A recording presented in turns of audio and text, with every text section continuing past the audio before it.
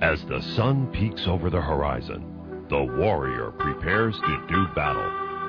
Again, as in competitions past, these road warriors take to the streets, to the parks, and to the tracks to prepare for the fight.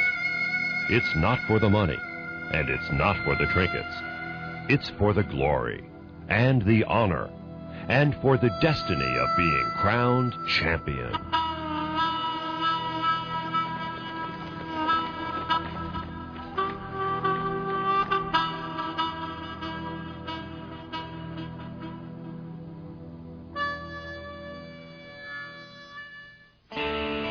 The early morning dew gave way to a brilliant sunshine in Los Gatos, California, as the opening gun sounded for the United States Corporate Athletics Association's 22nd Annual Track and Field Championship.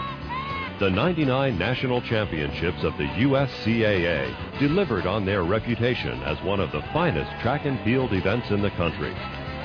Man, it was hot.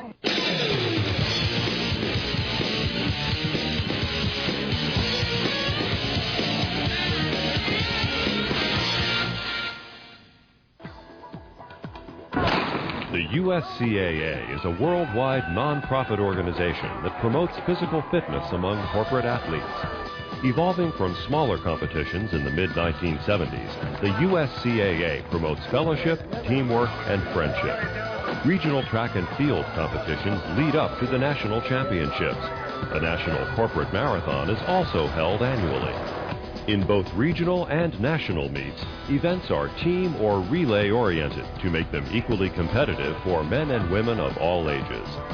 The nationals consists of 20 events, including relay races, 5 and 10K road races, long jump, high jump, discus, and shot put.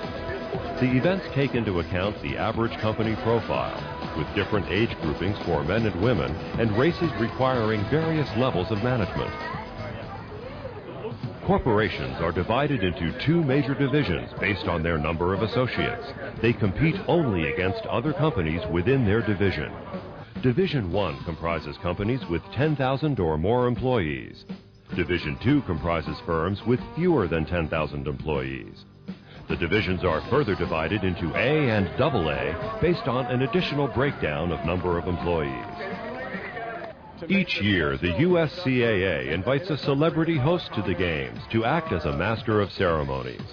This year, Don Bowden, the first American to break the 4-minute mile, was the honored guest.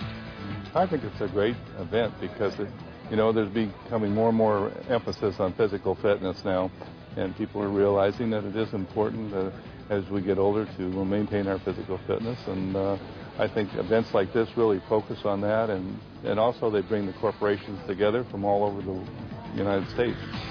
The Division 1 teams got down to business quickly, with very competitive battles expected in both Division 1A and 1AA. General Electric had now won 2 corporate nationals in a row and was looking for a third. On their heels, just like last year, were Lockheed Martin and Lucent Technologies. U.S. West was the returning champion in Division 1AA and was looking to extend that streak. But it would be tough, with Texas Instruments taking second 2 years in a row and looking to break through to the top. After Saturday's finals in the 5K road races, the Submasters distance and the distance relays, expectations were following true to form as Lucent held the slimmest of margins over GE and Lockheed Martin. In Division 1AA, U.S. West and TI were indeed in a near-dead heat going into Sunday's full day of finals. The surprise of the day came when new team Oracle surprised the field with the individual winner of the men's 5K. We were a bit surprised with the competitiveness. I mean, it's obvious that a lot of people do a lot of preliminary work for this. So we did some, but obviously not as much as some teams. But we're having a great time, and we're impressed, very impressed.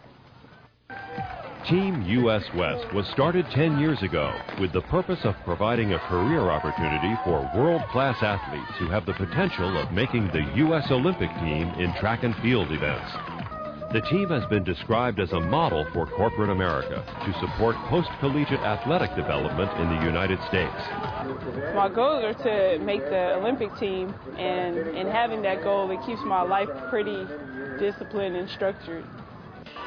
In 1998, Booz Allen Hamilton held off returning champ Sempra and former four-time champ Unum to win the Division IIA crown. 1999 was destined to be a showdown between Booz, Sempra, and Unum, competing for the last time in 2A as a recent merger bumps them up to Division I in the future. The first day of the 1999 competition began with Booz Allen Hamilton winning the men's 5K and Unum winning the women's 5K. The tight race continued throughout Saturday's competition and saw Booz with a 1-point lead over Unum after the 5 Saturday finals, with Sempra remaining a close third. Once again, Division II AA pitted the small yet scrappy teams against one another, and the drive for number one was as competitive as ever. Aerospace was geared up to retain their national championship status over 98 runner-up Ruan Transportation Systems. As Saturday drew to a close, Aerospace held a commanding 10-point lead. Behind them, Ruan, SCVAL, and LG&E were all separated by just 2 points. In addition to healthier employees, the benefits for corporations who participate in USCAA activities are numerous. A big part of USCAA tradition is a firm commitment to support worthwhile causes. This year, USCAA teams collected thousands of dollars for the Make-A-Wish Foundation of America, helping them grant wishes to scores of terminally ill children. After the 10K road races on Sunday, things had shifted among the leaders. Lockheed Martin assumed a brief lead in Division 1A following their wins in both the men's and women's road races. U.S. West finished slightly ahead of Texas Instruments in the road races to increase their lead in Division I AA. U.S. West's victory over TI was assured with the strong performances of their women and sprinters. They finished first in the women's 800-meter team race, the women's relay, 4x200, and sprint relay. General Electric survived the disaster of being disqualified with an illegal handoff in the 4x100 and clawed its way back into contention with strong finishes in the next 7 events, including victories in the executive, repeat, and seniors relays, and a second in the women's 800-meter team race. Lucent had 4 second-place finishes in the same span of events, but found themselves chasing GE the rest of the way. Lockheed Martin had a number of strong second and third-place finishes, but their fate was to watch the battle for first between Lucent and GE. The competition in Division I was close throughout the weekend, with the top 3 teams in Division 1A separated by only 11 points in the final scoring. 7 of the 12 competing Division I teams won at least one event, and the races themselves were closely contested. U.S. West hoped to repeat as Division I AA champion by focusing on events it could be most successful at, and gained 4 first-place finishes. Texas Instruments used its depth to capture 3 second-place and 3 third-place finishes to make it a close divisional race. But U.S. West prevailed for its 2nd straight Division I AA title. If you are fit, you will be on the job longer, and you'll be more productive. I mean, they've done long-term studies on this. That's part of my job to follow those kinds of things, and I can attest to the fact that here I am, past 50 years old, still running, still having a good time, and I had a perfect attendance record, so I think it pays off. After I lost my leg when I was 13, I actually got started into cycling because back then the legs were not developed enough to be able to run fast. So I got into racing and bikes, and then I found out about competitions for the Paralympics, and that's when I got into that. And then I went and raced nationally, won the nationals first year out, and I won it the next year, and then went to the Paralympics in Barcelona, Spain. And I was actually #1 in the world at that time. After I got hurt, then I wanted to see how much I really could do, not only for myself, but a whole bunch of other disabled. Because I went on circuits, actually talked to people about the disabilities and stuff, and got more people involved in racing and stuff. And after that, you just grow to love it, and I just want to show people that we can do, you know, disabled people can do what other people can do. Sunday's first Division IIA event saw Unum bolt in front of Booz Allen Hamilton with a record-setting 4x100 team relay. The two teams then exchanged places as the day wore on. In the late afternoon, Unum pulled in front and remained there on the strength of seconds in the President's Relay, the Masters Relay, and the Sprint Relay, while also winning the 4x200. 6 first-place victories gave Unum a 9-point victory over Booz, with Sempra a close third. In Division II AA, the action intensified on Sunday with no team clearly dominating the competition. With such competitive parity, it was clear that the standings would not be decided until the sun set over the Los Gatos Hills.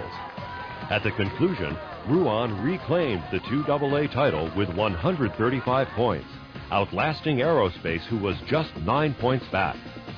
Newcomer and local team SCVAL turned in an impressive third-place debut performance with 107 points, followed by LG&D, who medaled in 3 of their 7 events. Texas Capital Advisors rounded out the field, victorious in their sole entry, the team throw. 2 years ago, I went for a physical, just an annual physical, and found out I had a heart blockage in my descending artery, so they had to do a catheterization, angioplasty, put a stent in my heart. And so as soon as that was over, about 6 months later, I started running. So I've been running about a year and a half now, and just been competing for about a year. So it's all new for me.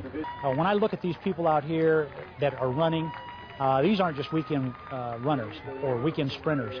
These are people that take a lot of time through the week and train after they've had at least a 40 to 50 hour a week work.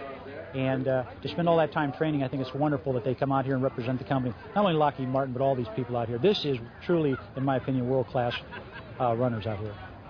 I think it's a wonderful event that they put on here. It's a great opportunity to meet other people inside your own company and also from the other companies that are our future customers. It is an uphill climb to maintain the excellence of the USCAA. As a nonprofit organization, the USCAA relies on volunteer support and corporate sponsors to keep it going strong. Many athletes pay their own way with little or no help from their firm, with the USCAA spending the small amount of corporate donation dollars on running the events.